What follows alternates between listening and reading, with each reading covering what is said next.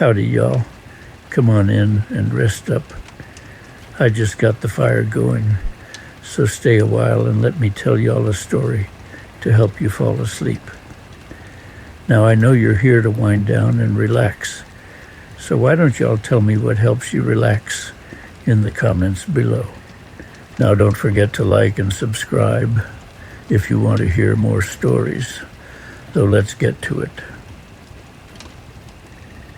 You see these weathered hands?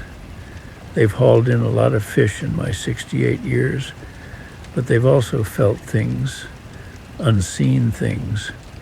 I was a younger man then, maybe pushing 23, full of vinegar, and convinced I knew everything there was to know about the Santee Cooper lakes. My daddy taught me everything he knew, and his daddy before him. We were river rats, born and bred, lived and breathed the water. But the Santee Cooper ain't just water, son. It's history, it's mystery, it's something else entirely. This particular night, I was down at the old pier by Utahville. It was a rickety thing even then, mostly patched together with old tires and hope, but it stretched out far enough into the Black River to reach the deep holes where the big catfish like to lurk. I was after a flathead, a true monster, one that could feed a family for a week. The air was thick with humidity, the kind that sticks to you like a wet blanket. The moon was barely a sliver, hiding behind scudding clouds. The only light came from my gas lantern, casting a sickly yellow glow on the water around the pier. The crickets were singing their monotonous song, and the bullfrogs were croaking like grumpy old men. It was a perfect night for fishing, a night you could feel in your bones was going to produce something special. I had my gear all set up, a sturdy old rod my daddy had given me, a reel that whined like a lovesick dog, and a line strong enough to haul a car out of the mud. For bait, I had a live bream, wriggling on the hook like it knew its fate. I cast it out as far as I could, the line singing a little tune in the night air. Then I waited. Now I'd spent countless nights alone on that pier or on the river. Never bothered me none. I knew the sounds of the night, the rustling of the palmetto leaves, the hooting of the owls, the splash of a fish jumping. But this night was different. There was a stillness, a silence that was heavier than the humidity. The crickets stopped chirping. The bullfrogs went quiet. Even the wind held its breath. It was like the whole world was listening, waiting for something. That's when I saw it. Out of the darkness, about 50 yards downriver, a light began to glow. It wasn't harsh like a flashlight or the beam of a car. It was soft, ethereal, like the light from a firefly, but bigger, more intense. It flickered and danced just above the water, casting long, wavering shadows that seemed to writhe and twist like living things. I froze, my heart pounding in my chest like a trapped bird. I knew in my gut this wasn't no ordinary light. This was something else, something ancient. The light started to move, slowly at first, then picking up speed. It moved towards me, along the surface of the water, leaving a shimmering trail in its wake. The closer it got, the colder the air became. A chill ran down my spine, raising goosebumps on my arms. My mind raced. Was it a boat? Some kind of swamp gas? I tried to rationalize it, but deep down I knew this was no earthly thing. As the light got closer, I started to hear a sound, a low, mournful hum, like the wind whistling through a hollow tree. It grew louder and louder, vibrating in my bones, filling my head with a sense of dread. Then it was right in front of the pier, The light pulsed, illuminating the water below, and that's when I saw it. Beneath the light, rising from the depths of the Black River, was a figure. It wasn't human, not exactly. It was vaguely humanoid in shape, but its features were blurred, indistinct. It was made of water and light, shimmering and swirling, constantly changing. Its eyes were 2 points of intense burning light, and they were fixed on me. I couldn't move. I was paralyzed with fear, rooted to the spot like a cypress knee. I could only stare as the figure rose higher and higher out of the water. It reached a height of maybe 7 or 8 feet, towering over me.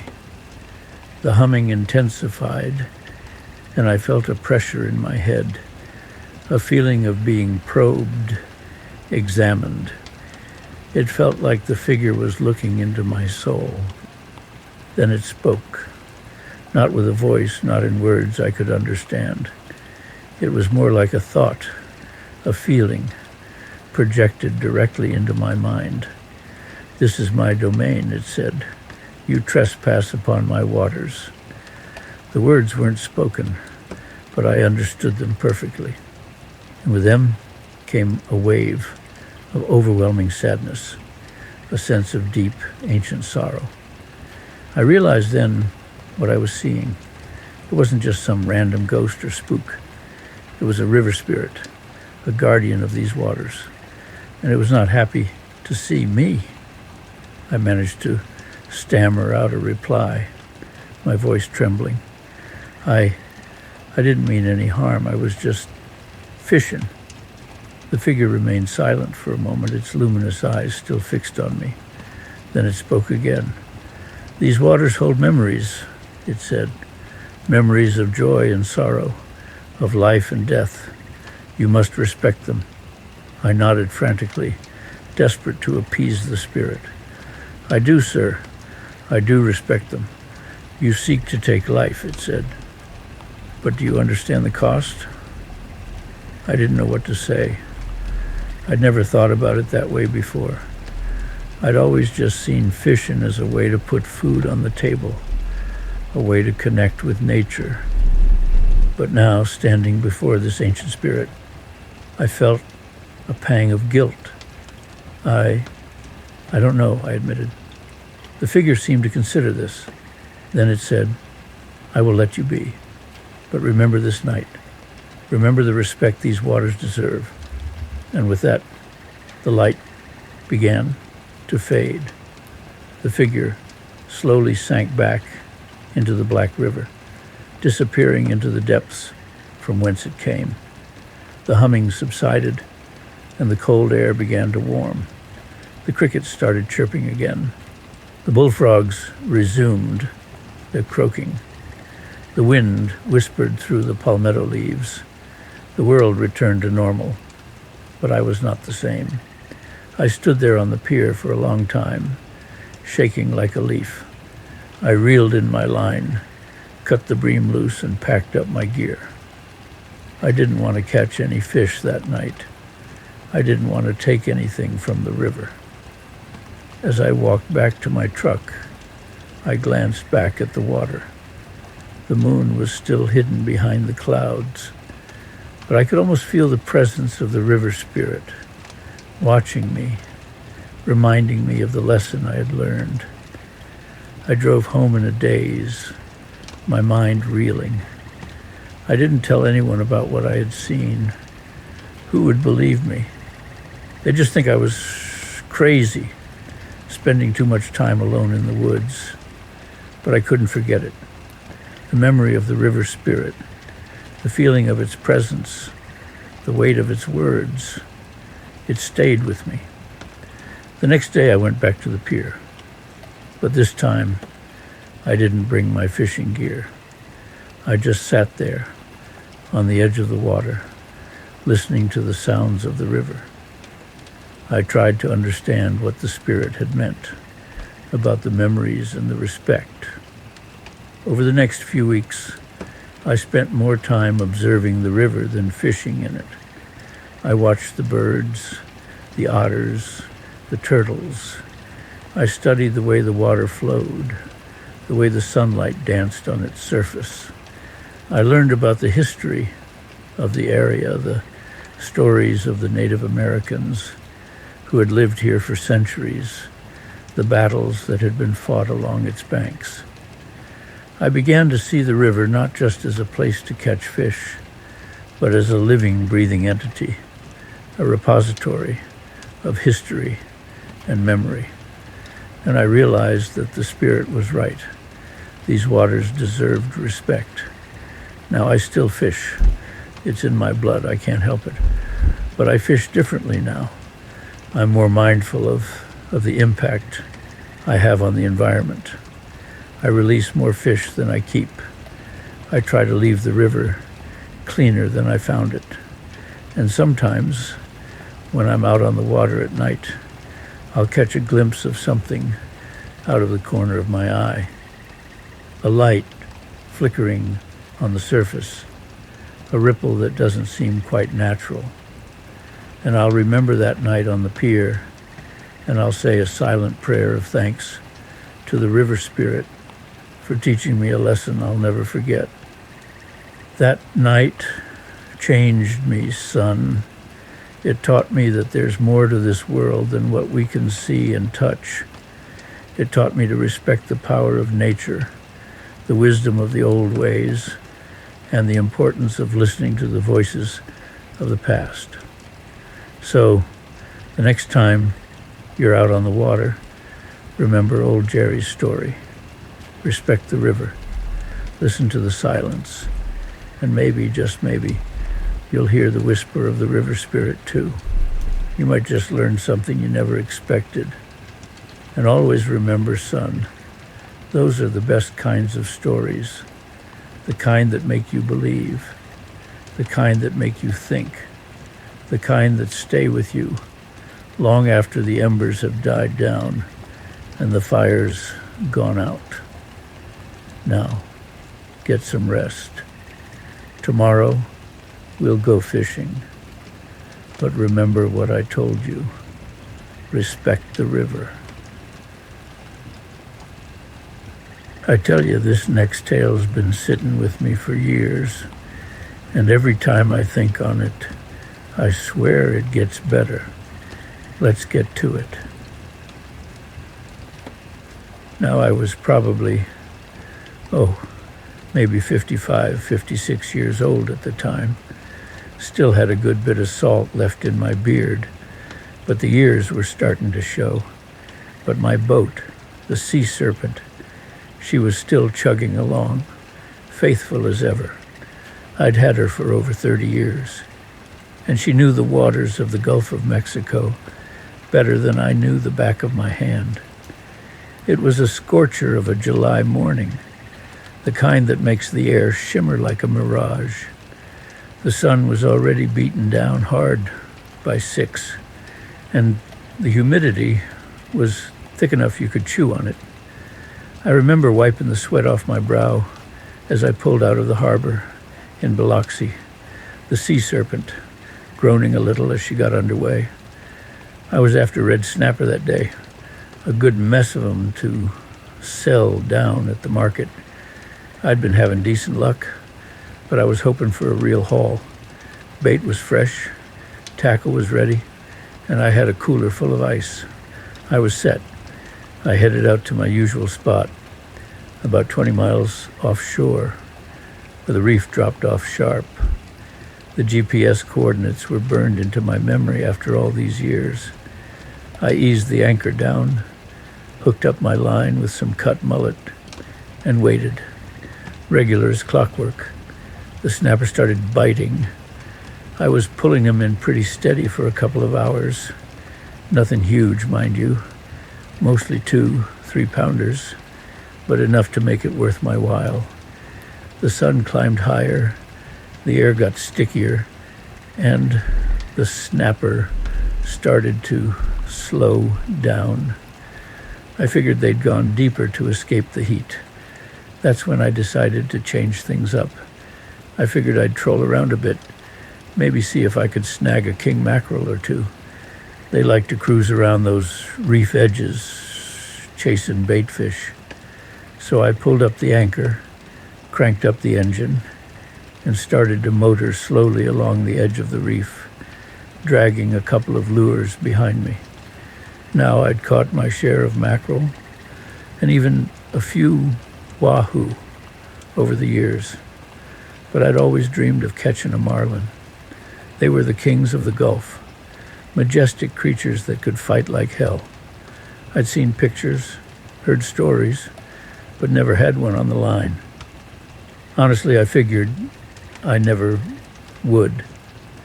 I was just about to give up on the trolling idea and head back to my original spot when it happened. The reel on my heavy-duty rod, the one I usually used for sharks, started screaming like a banshee. That wasn't no mackerel. That was something big. I grabbed the rod, and the force nearly ripped it out of my hands. Whatever was on the other end was pulling like a freight train. The sea serpent started to list to one side as the line screamed off the reel. My heart was pounding like a drum solo. "All right," I muttered to myself. "Easy does it, Jerry. Don't get too excited." I adjusted the drag, trying to find that sweet spot between letting the fish run and putting too much pressure on the line. I knew that if I clamped down too hard, it would snap. But if I let it run too much, it would spool me. The fight was on. For the first few minutes, all I could do was hold on. This thing was just taking line, heading out to open water like it owned the place. I could feel the power in every jerk and pull. It was an exhilarating, terrifying feeling. Finally, after what seemed like an eternity, the fish started to slow down a little. I started to gradually reel in some line, gaining a few feet with each turn of the handle. It was slow, agonizing work. My arms burned, my back ached, and sweat poured down my face. I finally managed to get a little bit of the line back, and then the fish jumped. It breached the surface of the water in a spectacular display of power, silver and black scales glinting in the sunlight. I could see its long, spear-like bill and its massive size. It was a marlin, and not just any marlin. This was a monster. "Holy Mary, Mother of God," I whispered. "That's a damn blue one." Now, I knew I was in for a fight. A marlin like that wasn't going to give up easy. I settled in for the long haul, knowing that this could take hours. As I fought the marlin, I started to think about everything I knew about them. I knew they were apex predators, built for speed and power. I knew they were solitary creatures, roaming the oceans in search of food. I knew they were a symbol of the wild, untamed beauty of the sea. I also knew that they were in trouble. Overfishing, pollution, and habitat destruction were threatening their survival. It made me think about what I was doing too. Here I am, this old man trying to catch one of these things. I started to question myself. Should I really be doing this? Was it worth the risk? To the fish? To myself? Just for the thrill of the fight? But then the marlin would surge again, pulling me back to the present moment, back to the battle. I couldn't afford to get distracted. I had to focus on what I was doing. Hour after hour, the fight went on. The sun climbed higher in the sky. The heat grew more intense, and my muscles burned with exhaustion. But I refused to give up. I was determined to see this thing through to the end, one way or another. Sometimes the marlin would run, taking out hundreds of yards of line. Other times it would sound, diving deep into the depths. And then it would jump again, a breathtaking display of raw power. Each time it jumped, It tested my resolve, pushing me to my limits. I drank water, ate a bit of a sandwich, and kept fighting. I knew I had to stay hydrated and keep my energy up if I wanted to have any chance of winning this battle. As the hours passed, I started to feel a strange connection to the marlin. I respected its strength, its tenacity, its will to survive. I also felt a sense of guilt. I was trying to kill something that was so magnificent, so powerful, so vital to the ocean ecosystem. But I pushed those thoughts aside. I couldn't afford to get sentimental. I was in the middle of a fight, and I had to focus on winning.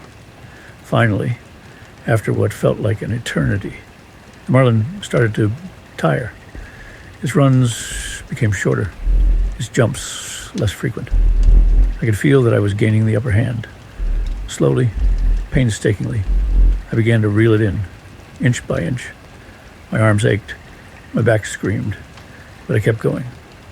I knew that if I gave up now, I would never forgive myself.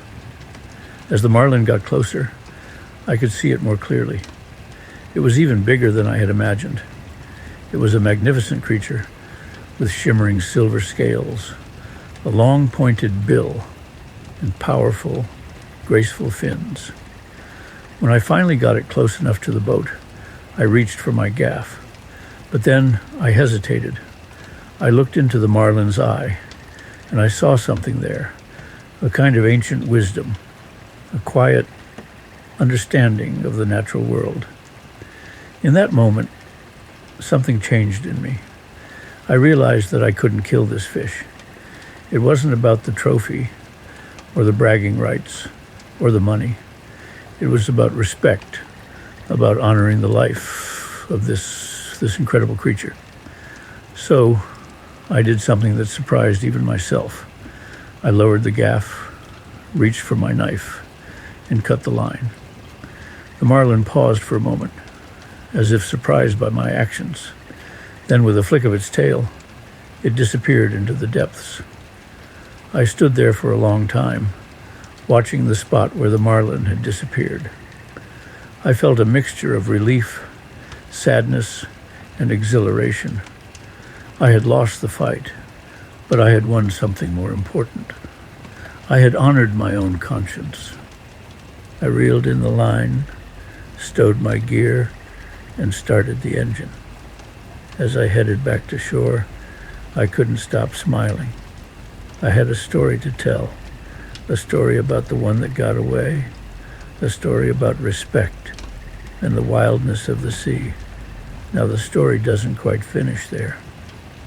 When I got back to Biloxi, word about my encounter with the marlin had already spread like wildfire. Fishermen, dock workers, and even some tourists gathered around the sea serpent to hear my tale. They were all amazed by the size of the fish, and they were even more amazed by what I did, or rather what I didn't do. "You cut the line?" one of the fishermen asked, incredulous. "After all that fighting? You must be crazy, Jerry." I just shrugged. "Maybe I am," I said, "but I couldn't do it. It just didn't feel right." Some of them shook their heads, but others nodded in understanding. They knew what it was like to feel a connection to the sea, to respect the creatures that lived there. That night, I went down to the local bar, the Salty Dog, where all the fishermen hung out. As soon as I walked in, everyone started to cheer. "Jerry! Jerry! Jerry!" they chanted. The owner of the bar, Maggie, a tough old woman who knew her way around a fishing boat, came over and gave me a hug. "You're a legend, Jerry," she said. "You showed them all what it means to be a true fisherman."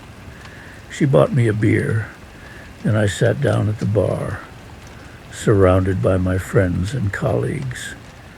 We talked about the marlin, about the fight, about the decision I made. As I sat there listening to their stories and their laughter, I realized that I had done the right thing. I had stayed true to myself, and I had earned the respect of my community. But the real reward came a few weeks later. I was out fishing again, trolling along the same reef where I had encountered the marlin. I was hoping to catch a few king mackerel, but I wasn't expecting much. Suddenly I saw something in the distance, a flash of silver, a swirl of water. It was a marlin, and it was heading straight towards my boat. As it got closer, I could see that it was the same marlin I had fought weeks before. I recognized the distinctive markings on its side, the scars from previous battles. The marlin swam right up to the sea serpent and circled the boat a few times. It looked at me with its big, wise eyes, as if to say thank you. Then with a graceful flick of its tail, it swam away, disappearing into the depths once again. I sat there for a long time, watching the spot where it had disappeared. I felt a sense of peace, a sense of gratitude. I knew that I had been blessed, that I had been given a gift. From that day on, I never looked at fishing the same way again. I still loved the challenge, the excitement, the thrill of the catch. But I also had a deeper appreciation for the beauty and the fragility of the ocean ecosystem. I started practicing catch and release more, and I took greater care to minimize my impact on the environment. And every time I went out to that reef, I always looked for that marlin. I never saw it again, but I knew that it was out there, swimming free, a symbol of the wild, untamed spirit of the sea. Hope you're ready, because this next story's got a pull to it, just like a big one on the line. Let's get to it. It must have been, late 80s, maybe early 90s. Yeah, early 90s, I reckon. I was younger then, of course, stronger, quicker. Still had all my hair then, too, though it was probably already starting to think about turning gray. Debbie and I, we were just getting settled into this place, and I was fishing like a man possessed. Didn't have the responsibility of running the cabin back then. Just me, the boat, and the open water. Pure freedom, that was. Now, you got to understand, back then, the fishing was different. Not better, not worse, just different. Regulations weren't as tight, and the fish, well, they seemed a little bigger, a little bolder maybe. Or maybe it was just me being younger and thinking everything was bigger back then. Could be that too. Anyway, I had this boat back then, a 23-foot Grady White. She was a beauty, that boat. The salty dog, I called her. Solid as a rock. Could handle anything the Gulf threw at her. I spent more time on that boat than I did on dry land some weeks, I swear. Used to head out before sunrise, come back long after dark, sometimes even stay out overnight if the fishing was good. Debbie, she'd worry herself sick sometimes, but she knew it was in my blood. Fishing, that is. It's more than just a hobby for me. It's part of who I am, like breathing air or feeling the sun on your face. So this particular trip, I was heading out for grouper. Now grouper, they're a bottom fish, big, strong, delicious eating, and a real challenge to catch. They live down deep, around reefs and wrecks, anywhere they can find cover. They're ambush predators, you see, lurk in the shadows, wait for a tasty snack to swim by, and then bam, they're on it. And once they're hooked, they'll head straight back down into their hole, try to break you off on the rocks or the wreck. You got to be quick, got to be strong, and got to be smart to catch a big grouper. I had a spot I'd been fishing for years, about 30 miles offshore, an old sunken shrimp boat down in maybe 80 feet of water. I'd caught some good fish there before, but nothing prepared me for what was waiting for me that day. The morning dawned crisp and clear, just the way I like it. Sunrise painting the sky in oranges and pinks. The air still cool and salty. The Gulf was almost flat calm, just a gentle swell rolling in.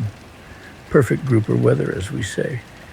I had my gear all loaded up, my favorite heavy tackle rod and reel, spooled with strong braided line, and a cooler full of ice and bait. Mullet was the bait of choice that day. Nice and oily. Grouper can't resist it. I got out to the spot just as the sun was climbing above the horizon. Used my GPS, fancy stuff for back then, but it was a lifesaver, to pinpoint the wreck. Dropped anchor up current, letting the boat drift back over the spot. I like to fish with live bait when I can, but mullet chunks work just fine too, especially for grouper. I rigged up a heavy jig head, hooked a nice chunk of mullet on it, and dropped it down. Now, grouper fishing. It's not like trolling for mackerel or casting for redfish. It's mostly waiting. You drop your bait down, let it sink to the bottom, and then you just wait, feel for the bite. Sometimes it's a subtle tap, tap, tap. Other times it's like a freight train hitting your line. You never really know. I let my bait sink down, felt it thud against the bottom. Reeled up a couple of cranks to keep it just off the seabed, and then I waited. The gentle rocking of the boat, the sound of the waves lapping against the hull, the cries of the gulls overhead.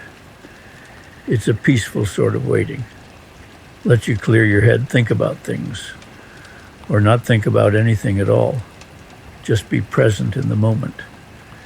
After maybe 10 minutes, I felt a little twitch on my line, just a tiny little tug, like a nibble. Could have been a small snapper, could have been a trigger fish, could have been anything. I ignored it. Sometimes those little fish just mess with your bait. You got to wait for the real deal. Then a few minutes later, another twitch. This time, a bit more insistent, like something was sniffing around, getting interested. My heart started to beat a little faster. Grouper? Maybe. Just maybe. I held my breath, my hand gripping the rod tight, feeling every vibration of the line. And then it happened. Wham! It was like the bottom of the ocean just exploded. The rod bent over double. The reel screamed as line peeled off at an alarming rate. This wasn't no little snapper. This was something big. Real big. Whoa! I yelled out loud, more to myself than anything else. Hang on tight, Jerry. The fish was pulling drag like crazy, heading straight down towards the wreck. I knew what it was trying to do. It was trying to get back into its hole, to rub the line against the sharp edges of the wreckage and break me off. If it made it down there, it would be game over. I tightened the drag on my reel as much as I dared.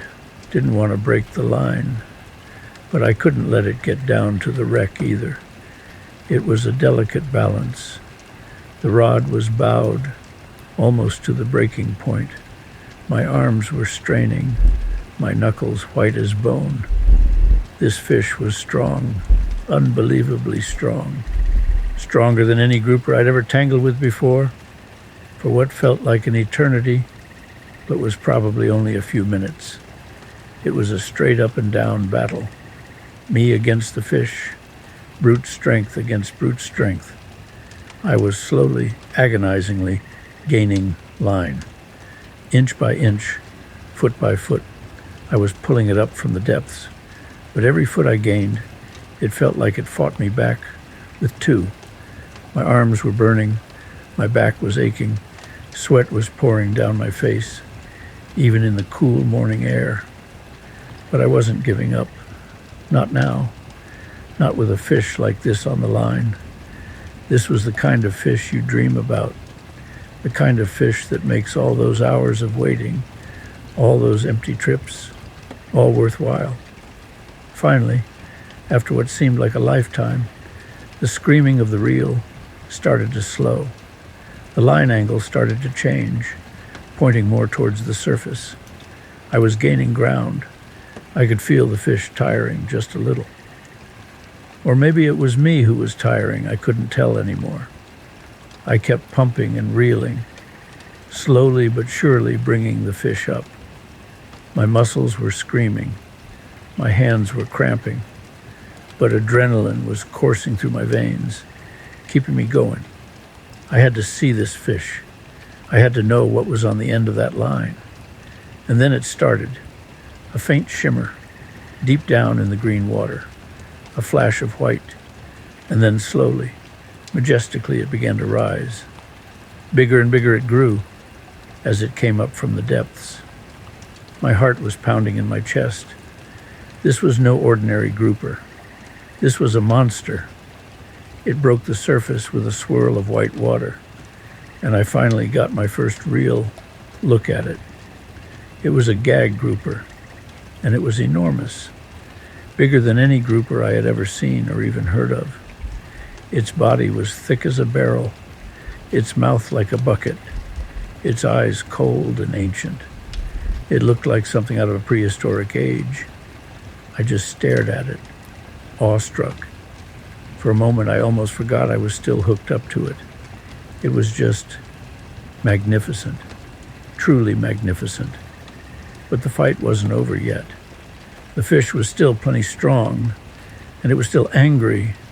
It thrashed at the surface, sending spray flying, trying to shake the hook. I knew I had to get it alongside the boat, and fast, before it found a second wind, or before the hook pulled loose. Slowly, carefully, I worked it towards the boat. It was like trying to maneuver a small truck. Every move was deliberate. Every inch gained was hard fought.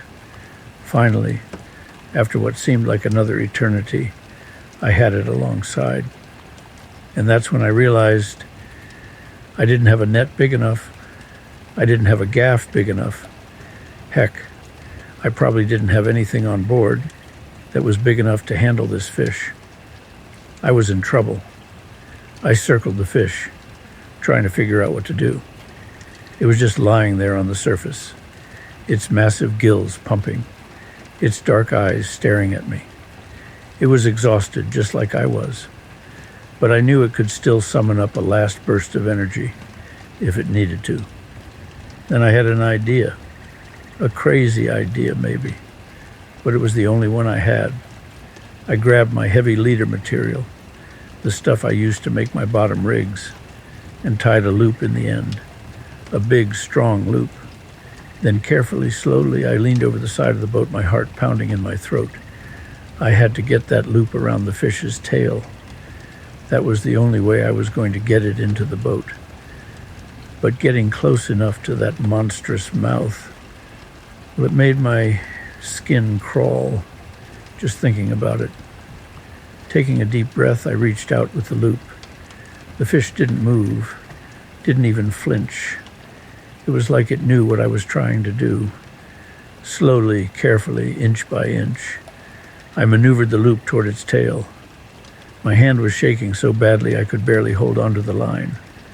Finally, after what felt like an eternity, I got the loop around its tail.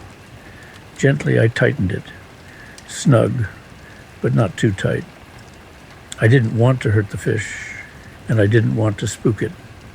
Then, with a grunt and every ounce of strength I had left, I started to haul. It was like trying to lift a bag of cement out of the water. My muscles screamed. My back protested. My arms felt like they were going to rip out of their sockets.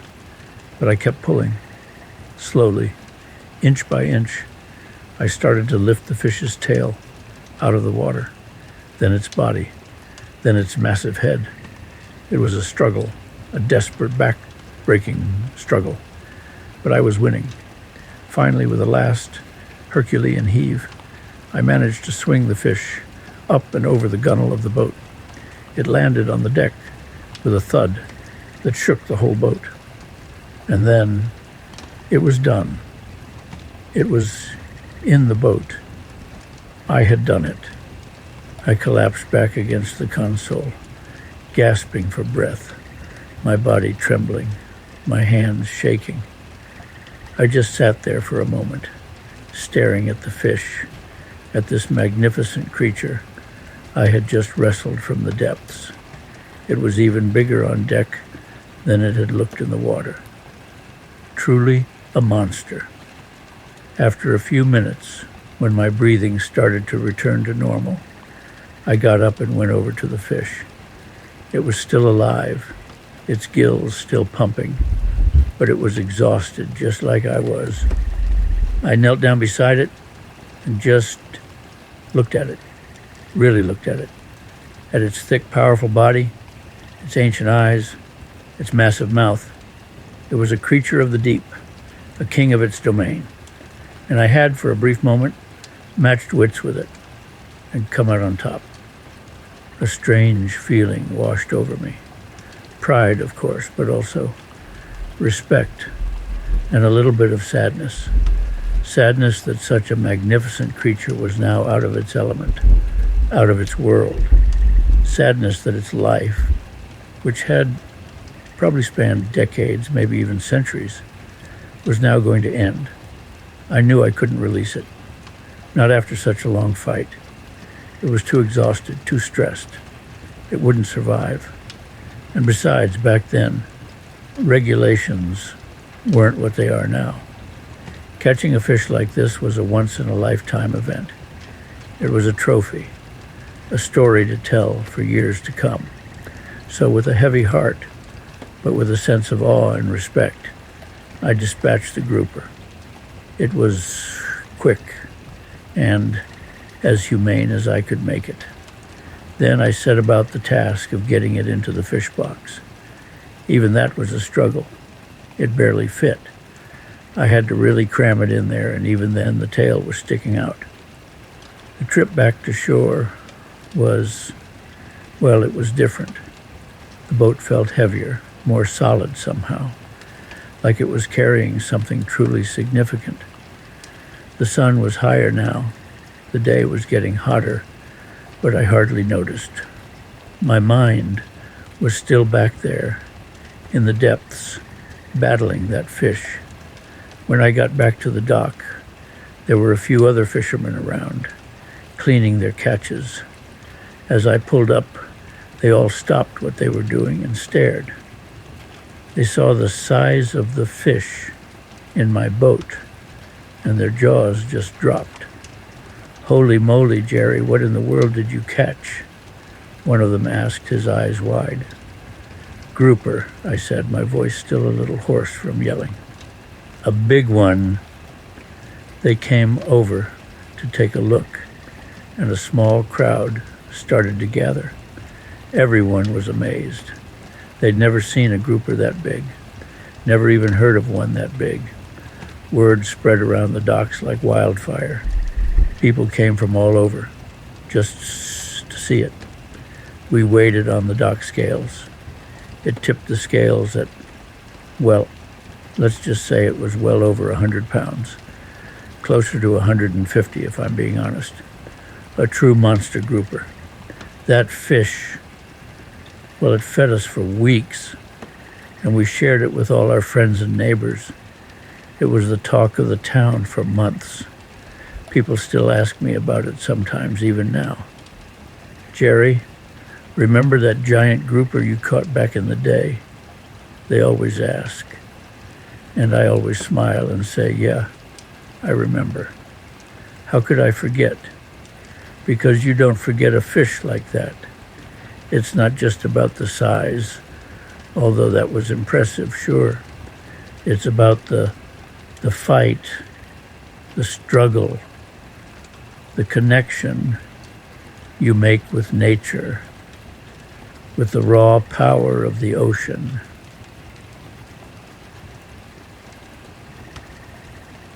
All right now, y'all settle in, 'cause I got another tale for you. This one's been sitting in the back of my mind for a while, just waiting for the right time to be told. It was back in 82, maybe 83. Lord, time flies like gnats on a summer evening. I was still a young feller then, full of vinegar and the need to prove myself.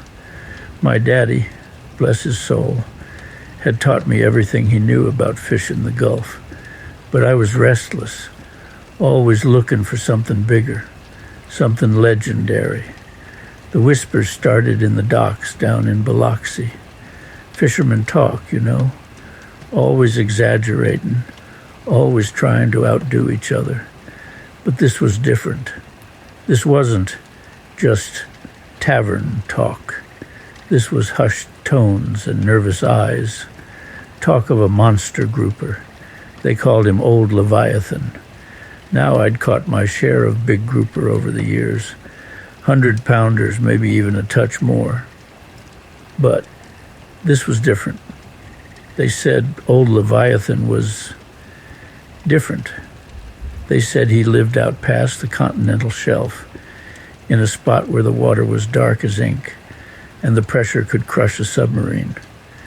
They said he was bigger than a Volkswagen, with eyes like dinner plates and a mouth that could swallow a man whole. Most folks dismissed it as fisherman's lore, a tall tale spun to scare the tourists. But something about the way they talked about him, the fear in their voices, it stuck with me. It got under my skin like chiggers in July. I couldn't shake it.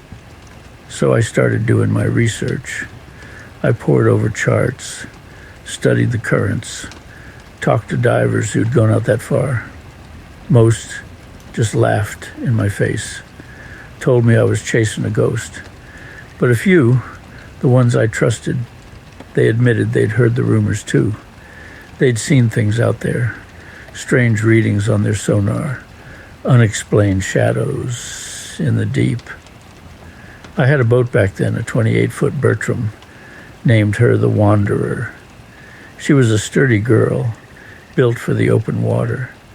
I spent weeks getting her ready, reinforced the hull, upgraded the sonar, rigged up a heavy-duty winch that could haul a small car out of the ocean, and I started preparing my tackle.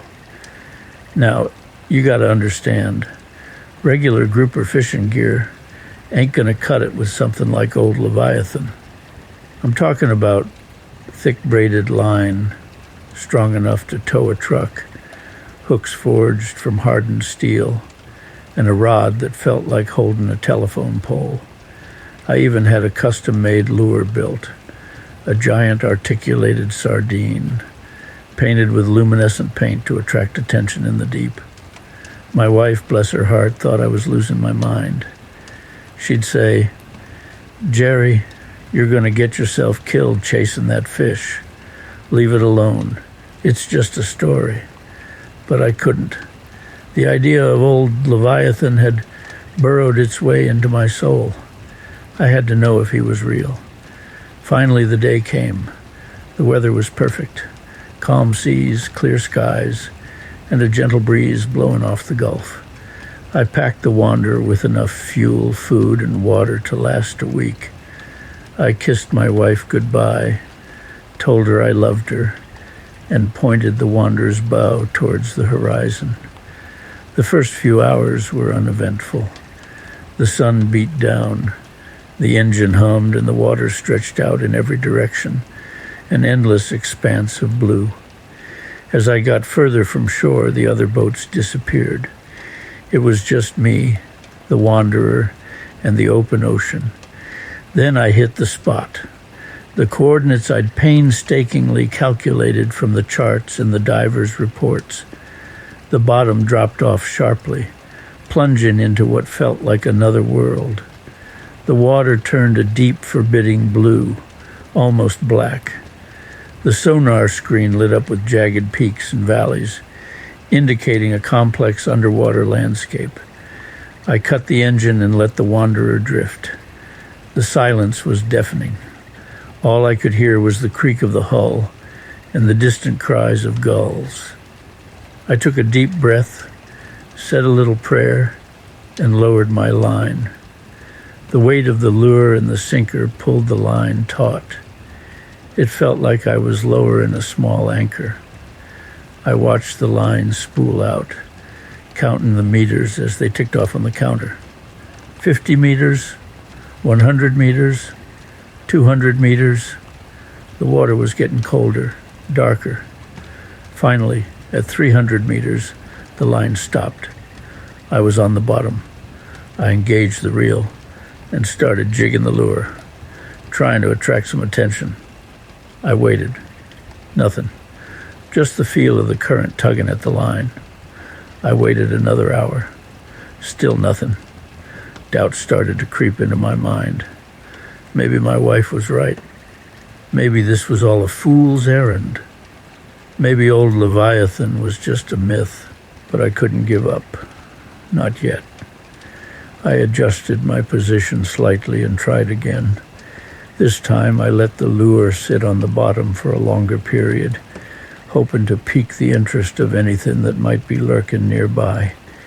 Then it happened. The rod bent double. It was like hitting a brick wall. The line screamed off the reel. I grabbed the rod with both hands, braced my feet against the deck, and held on for dear life. Whatever was on the other end was powerful, incredibly powerful. It was pulling the Wanderer sideways, like she was nothing more than a toy boat. I tightened the drag on the reel, but it didn't seem to make a difference. The line kept screaming out. My arms were aching, my back was burning, and my knuckles were white. I knew that if this thing kept running at this pace, I was going to get spooled. And once that line snapped, whatever was down there would be gone forever. I had to do something. Slowly, carefully, I started to gain some ground. Inch by inch, I cranked the reel, fighting against the immense weight and power on the other end. My muscles screamed in protest, but I refused to give in. For what felt like an eternity, it was a battle of wills. Me against this thing. The sun started to dip towards the horizon, painting the sky in fiery hues of orange and red. The air grew cooler, and the sea became even darker. Finally, after what felt like hours, I started to see some progress. The runs became shorter, the pulls less violent. I was gaining line. I knew I was getting close. Then I saw it. On the sonar screen, a massive shape appeared.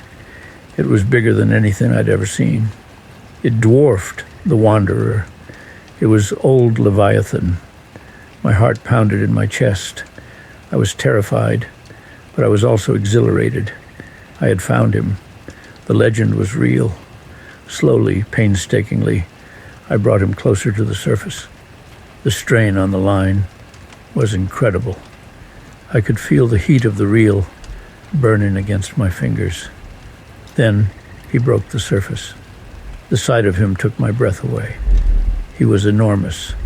His body was a mottled brown and gray, covered in barnacles and scars.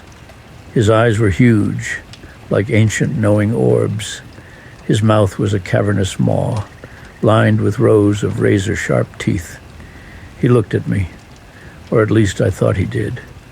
It was hard to tell in the fading light, but I felt a connection, a sense of awe and respect. This was an ancient creature, a survivor. He had seen things I couldn't even imagine. For a moment, we were locked in a silent standoff, me and old Leviathan. Then He did something unexpected. He just stopped fighting. He hung there, suspended in the water, his massive body barely moving. I loosened the drag on the reel and let him rest.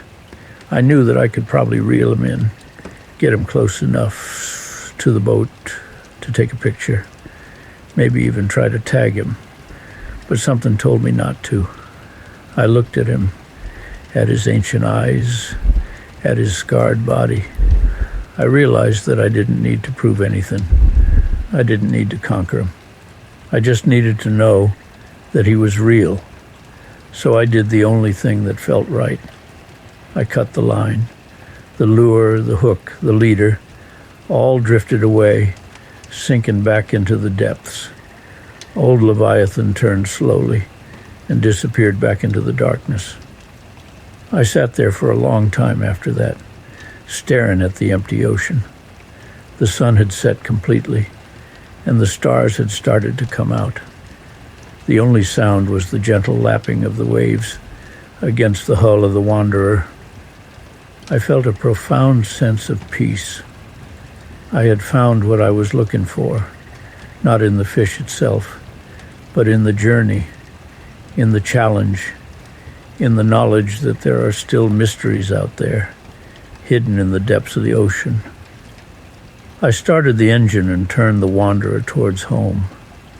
The journey back was long and uneventful, but I wasn't the same man who had left. I had seen old Leviathan, and I had learned something about myself in the process.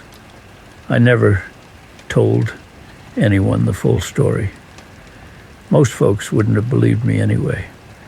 They would have said I was crazy or lying or just plain old making it up. But that's all right. The memory is enough. It's a story that only I know the full truth of.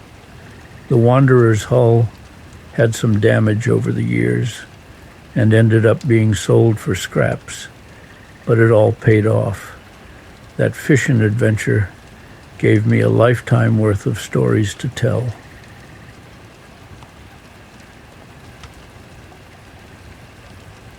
Y'all hang tight. I ain't done yet. Just gotta let this next story settle in my mind like a good cast sitting in the water. I'll be right back, and when I do, you best believe it'll be worth the wait. The salt hung thick in the air that day, just clinging to you like a second skin. I reckon it was late August, the kind where the sun beats down on the Gulf like a blacksmith's hammer, making the water shimmer and dance.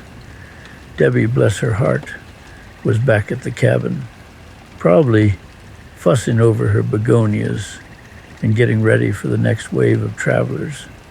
I, on the other hand, was out there, me and my trusty boat, the salty dog, chasing the ever-elusive red drum. Now I've hooked a lot of red drum in my time, some real monsters, but this particular day felt different. It felt charged, like the air itself was humming with anticipation. I remember feeling an unusual calmness, a stillness that settled over me, like the morning mist over the bayou. Usually I'd be fidgeting, checking my lines, fussing with my bait, but that day I just let the boat drift, the rhythm of the waves rocking me into a peaceful trance. I wasn't using any fancy gear that day, just my old reliable rod, the one with the slightly worn cork grip, a simple weighted hook, and a chunk of fresh mullet. I've always been a believer in the power of simplicity, letting the fish do the talking, so to speak. Hours passed, and the sun started sinking, painting the sky in hues of orange and purple. A few smaller fish had nipped at my bait, but nothing of real interest. I was content, though, just enjoying the quiet solitude of the sea. Then it happened. The rod bent over like a willow in a hurricane. Not a sharp, jarring tug, but a slow, powerful pull, like something enormous had decided to explore the depths with my line. My heart jumped into my throat, and that calm I'd been feeling turned into a thrill that ran right down to my toes. I knew, in that instant, this was no ordinary fish. I set the hook, and the fight began, a battle of wills between man and beast that played out under the fading light. This wasn't a quick, erratic fight. It was slow, deliberate, the fish pulling me one way, me giving a little, then taking some line back. It felt like I was wrestling a submerged log, an ancient leviathan that had seen centuries of the ocean's secrets. Sweat beaded on my brow as I fought the fish. My arms ached, my back was screaming, but I couldn't give up. Not now. This wasn't just about catching a fish anymore. It was about something deeper, something primal. It was about the connection between a fisherman and the sea, a respect for the power that lay beneath the surface. The sun had dipped below the horizon, and I was fighting under the soft glow of the moon. The stars started to appear, twinkling like diamonds scattered across a velvet cloth. I couldn't see the fish yet, but I could feel its immense power, its resilience. I started to think I might lose, but something deep inside me wouldn't let me quit. And then, after what felt like an eternity, I saw it, a flash of silver in the moonlight, then another. I could make out the broad, powerful tail thrashing in the water as the fish broke the surface, its copper scales gleaming. It was the biggest red drum I'd ever seen, a true specimen, easily 70, maybe 80 pounds, maybe more. It looked like it could swallow my smallest dog whole. Slowly, carefully, I began to reel it in, the boat rocking with the strain. It was a delicate dance, a give and take, each movement calculated. I kept a steady hand, knowing that one wrong twitch could snap the line, or worse, break my heart. Finally, after what seemed like days, I managed to get the fish alongside the boat. I could see it clearly now, its big, soulful eye looking back at me. Now some might say I was foolish, but instead of pulling him aboard, something made me pause. I just stared at him, mesmerized. There he was, majestic and strong. I remember thinking about how many years he'd been swimming those currents, witnessing the ever-changing tides.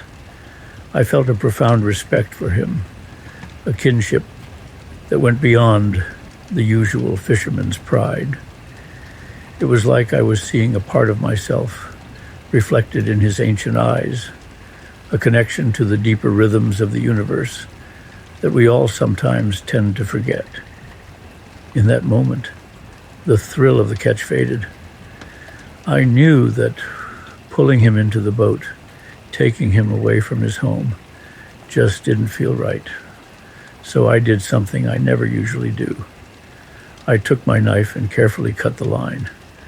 I watched as the red drum paused for a moment, then, with a flick of its powerful tail, disappeared back into the darkness, sinking into the depths from whence he came. The line went slack, and the silence that followed felt both empty and profound. Now, most of the fellas from the docks would have called me a fool. They might have even laughed. Why would I release a fish like that?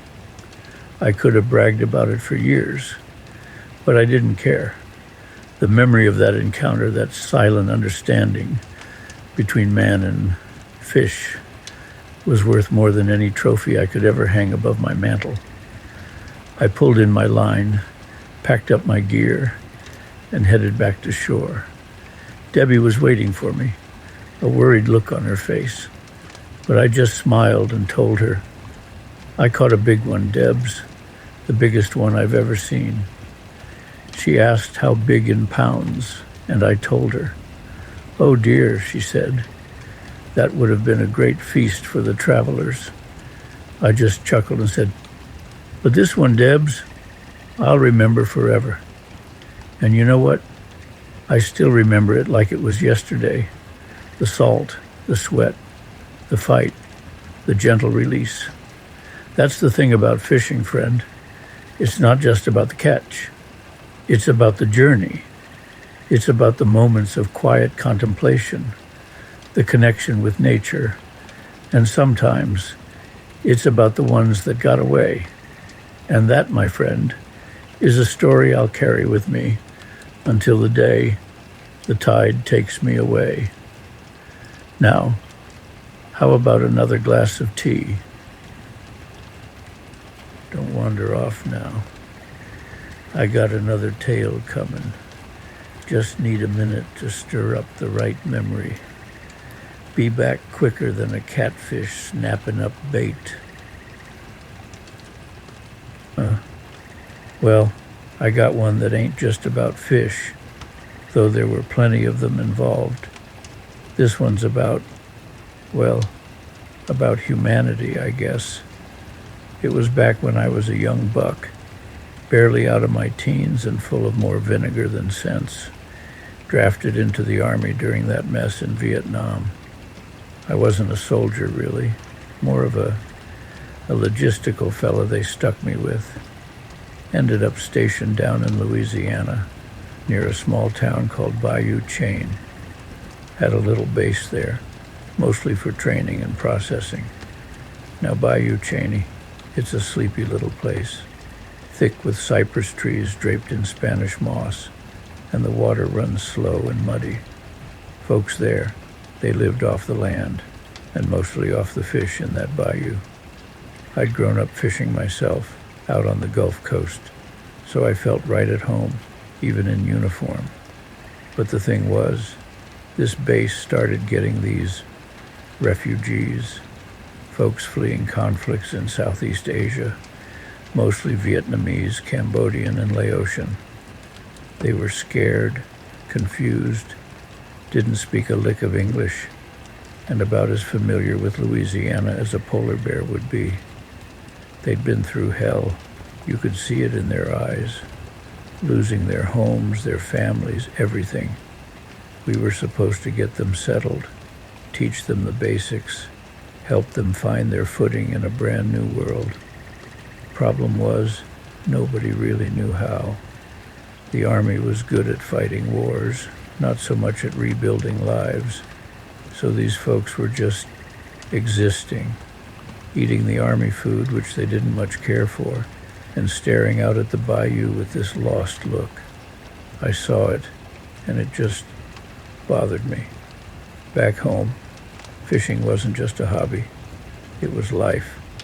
It was how we fed our families, how we relaxed, how we connected with the world around us. I figured maybe, just maybe, I could teach them something that would help them feel a little less lost, a little more connected to their new home.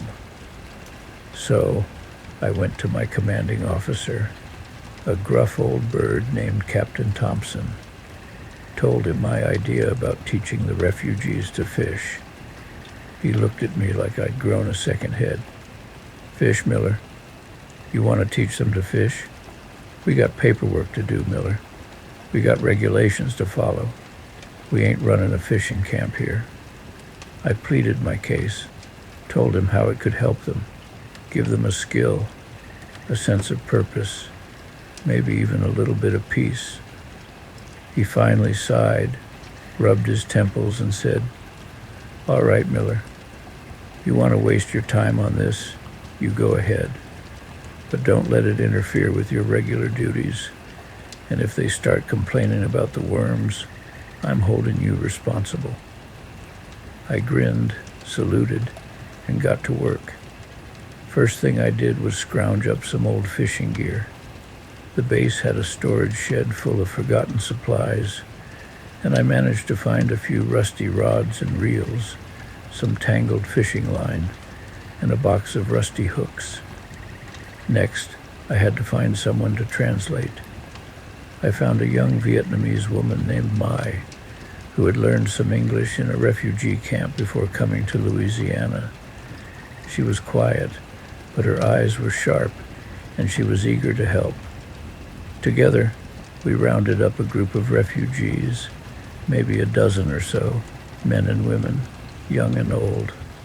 They looked at me with a mixture of curiosity and suspicion. I could tell they didn't quite understand what I was trying to do. I took them down to the bayou, showed them the gear, and started explaining the basics: casting, reeling, baiting the hook. It was slow going. Language was a barrier, of course, but so was culture. They weren't used to this. They were farmers, shopkeepers, teachers, not fishermen. The first few days were a disaster. Tangled lines, lost hooks, and a whole lot of blank stares. They were frustrated. I was frustrated. And Mai was running herself ragged trying to translate everything. One old man, he was probably in his 70s, he looked at me with a sad smile and said something to Mai in Vietnamese. She translated, "He says he is too old for this. He will never learn." I knelt down beside him, took his gnarled hand in mine, and said, "Sir, you are never too old to learn, and you don't have to be a master fisherman to catch a fish. Just be patient and listen to the water." I showed him again, slowly, how to bait the hook, how to cast the line, how to feel for the tug of a fish. He watched me carefully, his eyes filled with a quiet determination. And then it happened. He got a bite. His eyes widened. He gripped the rod tight, and he started reeling. The line sang as the fish fought back. He struggled, but he kept at it, his face flushed with exertion. Finally, he landed it. A small bream, no bigger than my hand, but to him it was a trophy. He held it up, his eyes shining, and let out a whoop of joy that echoed across the bayou. That was the turning point. Suddenly, everyone was eager to learn. They watched the old man. They asked questions. They practiced their casting. The frustration was replaced with excitement, the suspicion with camaraderie. Mai and I, we worked our tails off. We showed them how to identify different types of fish, how to clean them, how to cook them. We taught them about the bayou, about the plants and animals that lived there, about the importance of respecting the environment. They learned quickly, these folks. They were resourceful, resilient, and hungry to learn. They started catching fish, not just bream, but catfish, bass, even the occasional gar. They started trading fish with the locals for vegetables and rice. They started to smile. It wasn't easy, mind you. We had our share of setbacks, arguments, misunderstandings, equipment failures. But we persevered. We learned from each other. We laughed together, and we fished together. One evening, after a long day of fishing, I sat down with Mai by the bayou. The sun was setting, painting the sky in shades of orange and purple. The refugees were cleaning their catch, their voices mingling with the sounds of the crickets and the frogs. Mai turned to me, her eyes filled with gratitude. "Thank you, Jerry," she said. "You have given them more than just fish. You have given them hope." Her words hit me hard. I hadn't realized the impact I was having. I just wanted to help, to share something I loved with people who needed it. But I had done more than that. I had given them a way to connect with their new home, a way to provide for themselves, and a way to find joy in the midst of hardship. The weeks turned into months, and the refugees started to integrate into the community. They found jobs. They enrolled their children in school. They started to build new lives. They still came down to the bayou to fish, though. It had become their sanctuary, their refuge, their connection to something bigger than themselves. Eventually, my time in the Army came to an end. I was discharged, and I went back home to the Gulf Coast. I lost touch with most of the refugees, but I never forgot them. Years later, I was visiting New Orleans, and I decided to take a drive out to Bayou Cheney. I wanted to see if the base was still there, if the bayou was still as beautiful as I remembered. The base was gone, replaced by a small industrial park. I drove down to the bayou, parked my car, and walked down to the water's edge. And there they were. A group of people, men and women, young and old, fishing. They were speaking a mixture of English, Vietnamese, Cambodian, and Laotian. They were laughing, they were sharing stories, and they were catching fish.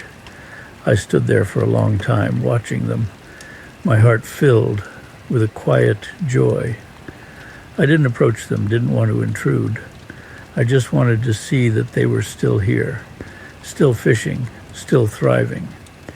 As I turned to leave, one of the women looked up and saw me. Her eyes widened and she called out, "Jerry? Is that you, Jerry Miller?" I turned back and she ran towards me, her face beaming. It was May. We hugged and she introduced me to her family, her husband, her children, her grandchildren. They all remembered me, remembered the fishing lessons, remembered the bayou. They told me stories about how fishing had helped them survive, how it had brought them together, how it had given them a sense of belonging. They told me about the old man who had caught the first bream, how he had become a legend in their community. They invited me to stay for dinner, and I spent the evening with them, eating fish that they had caught from the bayou. It was the best meal I had ever had. As I drove away that night, I felt a profound sense of peace. I had gone to war, but I had also done something good. I had helped a group of people find their way in a new world. And I had learned that even in the darkest of times, there is always hope, always beauty, and always the possibility of connection. So there you have it. That's my fishing story. It's not just about the fish, though. It's about the people, the bayou, and the lessons I learned along the way. It taught me that sometimes the simplest things in life, like a fishing rod and a quiet body of water, can make the biggest difference. And that, friend, is a lesson worth more than all the fish in the sea. Well, now, I sure hope y'all enjoyed those stories as much as I enjoyed telling them. Ain't nothing better than sitting back, swapping tales, and feeling like we're all out on the water together. I'll be back tomorrow, same as always, with another one for you. Maybe something that'll have you smelling the bayou air or feeling that tug on the line, like you're right there with me. Till then, y'all rest easy, keep your spirits high, and don't forget, the best stories are the ones we carry with us. See y'all soon, and please feel free to sit back and enjoy the sounds of nature.